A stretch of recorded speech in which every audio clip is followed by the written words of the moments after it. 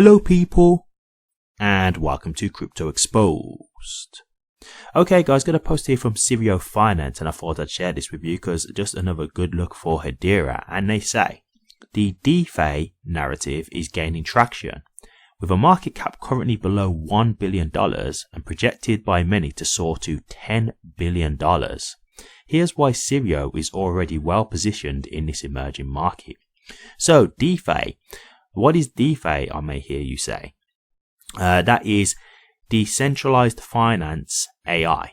Okay, so adding AI into decentralized finance. I think this makes sense. I think this is a great thing. And as you can already see, like some people are projecting this to get into like a $10 billion market. So again, they're saying here Sirio is well positioned to take advantage of this. And they're powered by Hedera. So of course, if they do end up being, one of the early adopters in this market what people choose, yeah, this is going to be massively bullish. So let's get into the post that they've created here. So first and foremost, they say AI for risk management. The Sirio team is developing the first machine learning model capable of predicting the likelihood of a loan being liquidated. This allows users to better understand the risks associated with their loans and adopt strategies to avoid black swan events. Okay, next we've got Hedera powered AI. We leverage the high performance distributed ledger technology of Hedera to enhance our AI capabilities. We are building an RPC node capable of sending real-time borrower data to our model, which will use this data to train itself and make accurate predictions. And then we have future AI integration. With the wave of innovations and AI-driven agents emerging in the Web3 space, numerous additional AI integrations can be implemented on Sirio. These enhancements will elevate the UX and help us achieve our ultimate goal, becoming a leading DeFi protocol in the global Web3 ecosystem. And then they finish off to say, DeFi is just beginning and we couldn't be happier to have you with us on this stellar journey, Sirians. Okay, great stuff to see here, great stuff to see. So, the one thing to me that really stands out with this is the first point that they made, right? And that is in regards to being able to tell you the risks like associated with a loan, like for example, if the thing is likely being liquidated. For me, why I really like that, to be honest with you, is because it's actually just helping people to be a bit more financially literate, right? Because, one of the reasons why a lot of people end up in debt is because they're not financially literate. They don't really understand how things work, and they'll take out loans not fully understanding like the repercussions and like not reading necessarily like the fine print and understanding what happens if you can't afford to pay for the loan, or what a holiday loan repayment is and stuff like that kind of thing.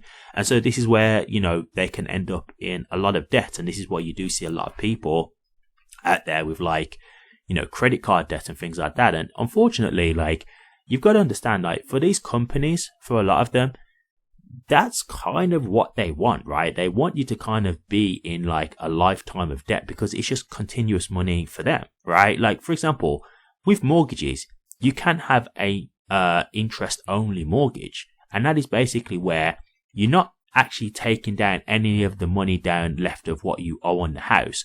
All you're paying is the interest that you owe the bank each month. So I'll try and explain this as simplistic as I can. So let's just say, for example, you have a mortgage on, let's just say $150,000 house, right? So let's just say your mortgage repayment each month is, let's just go with $500 just to make it simple, right? Now, of that $500, it could be that $300 is what pays off the remaining amount of the actual loan itself, right? So you're knocking $300 off of the loan of what you owe to the house. But then the $200 is just interest to the bank for having the loan. So that's just money that they're making for giving you the loan. That's just money in their pocket, right?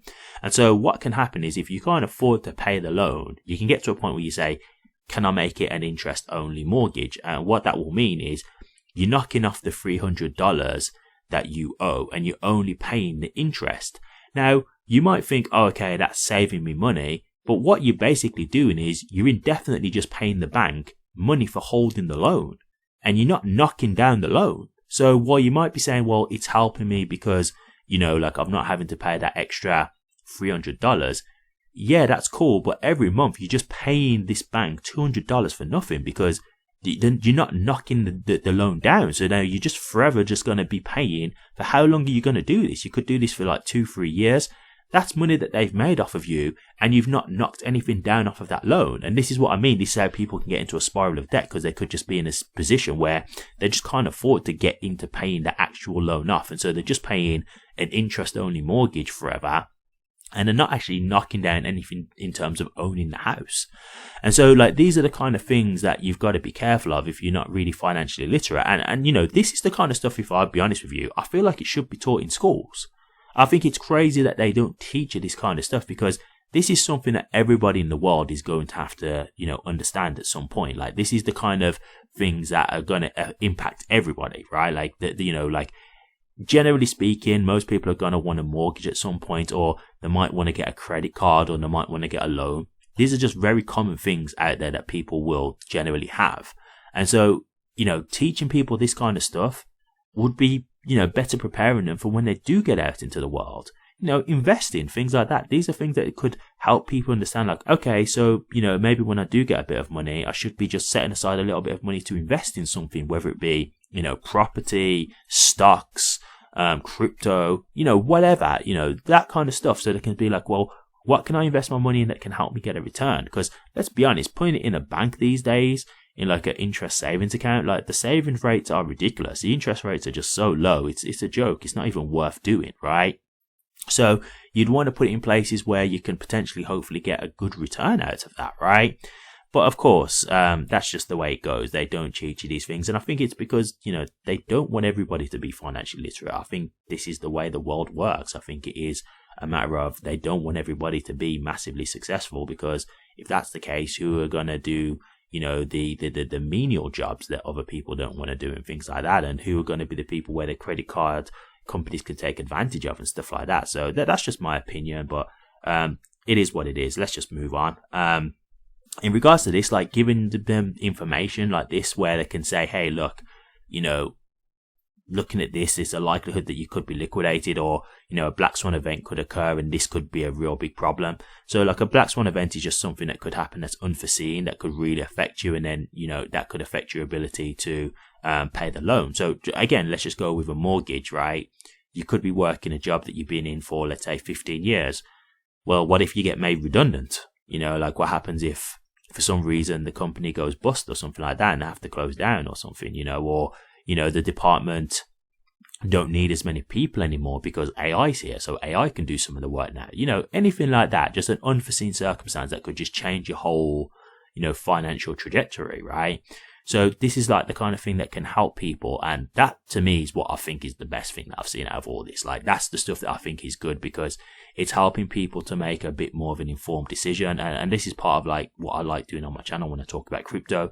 It's like, I'm trying to be realistic. I don't just try and do hype content and say, oh yeah, you know, this crypto is going to go to, you know, $1 million and all this stuff. It's like, I'm trying to be like more educational, because that's how you can make more reasonable and grounded, you know, decisions when it comes to investing and stuff like that. So for me, that's what I think is good, because I think that will help people. So I really like this. Sirio Finance, I'll definitely keep an eye on these guys. And, you know, as I say, in terms of implementing AI into crypto, I've said this numerous times already, but I thought this was inevitable. I'm seeing it a lot more. It's a great thing in my opinion. Like, yes, there probably will be some downsides to it as well, but that's like anything in life, right? There's not always going to be just positives. There's going to be positives and negatives.